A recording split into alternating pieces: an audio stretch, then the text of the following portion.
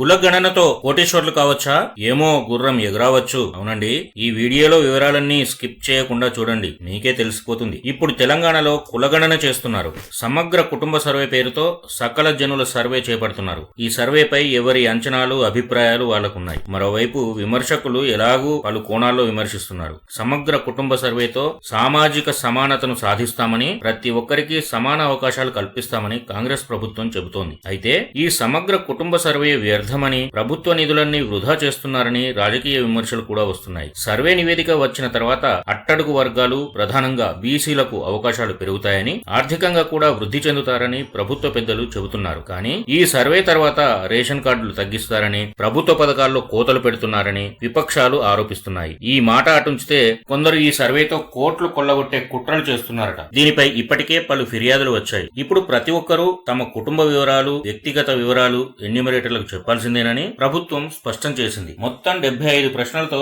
Survey పత్రాలు తయారు చేశారు. అందులో వ్యక్తిగత, కుటుంబ, సామాజిక, ఆర్థికపరమైన ప్రశ్నలు కూడా ఉన్నాయి. ముఖ్యంగా ఆధార్ కార్డు, పాన్ కార్డులతోనే వ్యవస్థలన్నీ నడుస్తున్నందున ఆ కార్డుల వివరాలు తప్పనిసరిగా మారాయి. దీంతో వాటికి సంబంధించిన వివరాలు, నెంబర్లు తప్పనిసరిగా చెప్పాల్సి వస్తోంది. సమగ్ర సర్వే కోసం ప్రతి ఇంటికి ఎన్యూమరేటర్లు వస్తారన్న విషయం ఇప్పటికే అందరికీ తెలిసింది. సర్వేలో వాళ్ళు అడిగే అన్ని వివరాలు తప్పనిసరిగా చెప్పాల్సిందేనన్న ఆలోచన అందరిలోనూ నిండిపోయింది. అయితే ఈ పరిస్థితులే సైబర్ నేరగాళ్లకు వరంగా మారుతున్నాయి. ఇప్పటికే బ్యాంకులకు సంబంధించి పలు మార్గాల్లో అమాయకులను బురిడీ కొట్టించి అకౌంట్లలో డబ్బులన్నీ దోచుకుంటున్నారు. ఇప్పుడు అదే విధంగా సామాన్యుల నుంచి వివరాలు రాబట్టి బ్యాంకుల్లో ఉన్న డబ్బులు అక్రమంగా ట్రాన్స్ఫర్ చేసుకునేందుకు సైబర్ కేటగాళ్లు రెడీ అయ్యారట. మరి వాళ్ల నుంచి మీరు ఎలా రక్షించుకోవాలో చూద్దాం. సైబర్ క్రిమినల్స్ ఏ రకంగా మీ వివరాలు దొంగిలిస్తారు, ఎలా మిమ్మల్ని మోసం చేసే అవకాశాలు ఉన్నాయో వివరంగా చూడండి. ఇప్పుడు చెబుతున్న అంశాలను కేర్ఫుల్ గా విని ఫాలో కండి. సైబర్ నేరస్తుల బారి నుంచి బయటపడండి. సైబర్ నేరస్తులు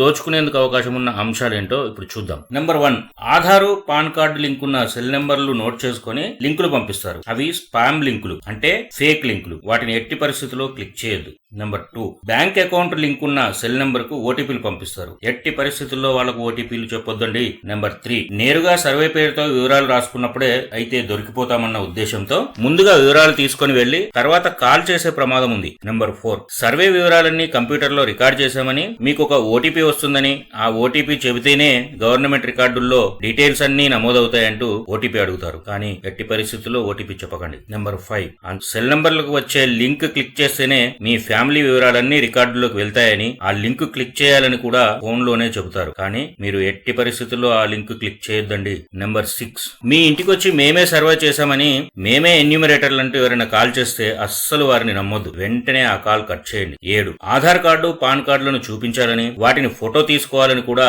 సైబర్ నేరగాళ్లు చెప్పే ప్రమాదం ఉంది. కానీ ఒరిజినల్ కార్డులను ఎట్టి పరిస్థితుల్లో ఎన్యూమరేటర్ల చేతికి ఇవ్వకండి. అలా ఇవ్వాల్సిన అవసరం లేదు. నెంబర్ 8, సర్వే వివరాలన్నీ నోట్ చేసుకున్నాక కుటుంబ పెద్ద ఫింగర్ ప్రింట్ వేయాలని, అప్పుడే సర్వే పూర్తయినట్లని కూడా చెప్తారు. అది కూడా నమ్మకండి. ప్రభుత్వం ఇలాంటిది ఏదీ పెట్టలేదు. నెంబర్ 9, వాళ్లకు కేవలం వివరాలు మాత్రమే చెప్పండి. లింకులు చేయొద్దు, ఓటీపీలు చెప్పొద్దు. అప్రమత్తంగా ఉండండి, లేదంటే మీ బ్యాంక్ అకౌంట్ లో ఉన్న డబ్బులు మాయమవుతాయి. జాగ్రత్త. ఇక చివరగా నెంబర్ 10, ఇప్పటిదాకా చెప్పుకున్న ఏ పరిణామం మీకు ఎదురైనా వెంటనే డయల్ 100, అదేనండి 100 నెంబర్ కు కాల్ చేయండి. పోలీసులకు వాళ్ళ మీద కంప్లైంట్ చేయండి.